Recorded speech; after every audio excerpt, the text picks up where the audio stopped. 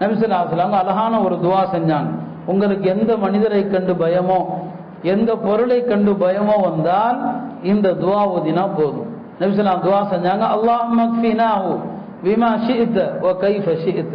யா அல்லாஹ், இந்த சுராக்கா எங்களை பிடிக்க வருகிறார், இவருடைய தீங்கிலிருந்து நீ எப்படி விரும்புகிறாயோ எதை கொண்டு விரும்புகிறாயோ அதை கொண்டு இவர் தீங்கிலிருந்து எங்களுக்கு பொறுப்பேற்பாயாக. இதான் அர்த்தம். அல்லாஹும்ம க்ஃபினாஹு பிமா ஷிஅத வ கைஃப ஷிஅத.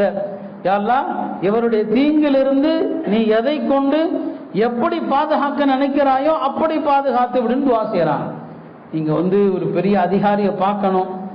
உண்மையாவே சொல்றேன், நான் பலருக்கு சொல்லி கொடுத்துருக்கிறேன். இது கொஞ்சம் தலைவலி பிடிச்ச ஆளா இருக்கிறான், கொஞ்சம் சிக்கலான ஆளா இருக்கிறான், இந்த துஆ ஓதிட்டு போங்க, உங்களுக்கு அப்படியே அடங்கி போயிடுவான். எவ்வளவு பெரிய ஆளா இருக்கட்டும்.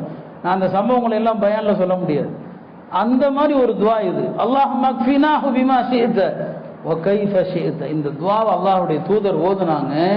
சுராக்காவுடைய அந்த குதிரை இருக்கு இல்லையா, அப்படியே அந்த பாலைவன மணலுக்குள் புதையுண்டு போகுது. அவர் பார்க்க உள்ள போகுது, பதறாரு, என்ன ஆக போதோ தெரியல. கொஞ்சம் போகுது, அடுத்து போகுது, குதிரையினுடைய வயிறை தொட்டு விடுகிறது. இப்ப அவர் பெருமானார்ட்ட கெஞ்சுறாரு, என்ன காப்பாத்துங்கிறார். என்ன காப்பாத்துங்க, நீங்க தான் என்ன காப்பாத்தணும்னு சொல்லி நபி ஸல்லல்லாஹு இறக்கப்பட்டு சரி